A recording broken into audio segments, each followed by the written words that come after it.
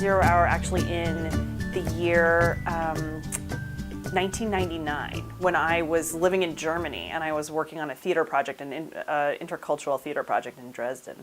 I had been really obsessed with the sort of righteous sense of history that I think a lot of young Americans have when they go to Germany, where I was just like, people don't remember the Holocaust, and it's too nuanced, and it's too pro-German around here, and I'm gonna really set this record straight. And then I came back to New York sort of abruptly, and I suddenly realized the thing that is obvious to most people, which is that our country seethes with historical injustice that we don't acknowledge.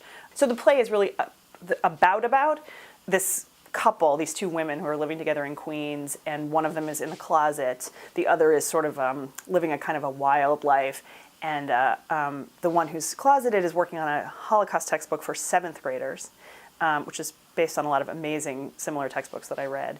And on her commute back and forth to the city on the 7 train, she starts to be visited by these Nazis who are World War II Nazis, but they're living incognito in New York City in the present day.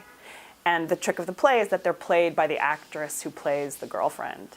And so it kind of circles around in around those themes: identity, deception, honesty, cruelty. It's a deliberate choice to double cast the play in that way, or not even double cast, to really use those two actors who are in that kind of, in this fraught relationship, to play each other's everything. All my plays have some kind of reusing of actors. I'm very curious about that very, very theatrical gesture where an actor goes through a number of different paces. Turns and turns on stage in front of us, and we see that. So it's like you see that shimmering thing. They are the same as the other character they played, and they're different as the other character they played. And I don't really have a smart idea about why I'm so interested in that. I just am.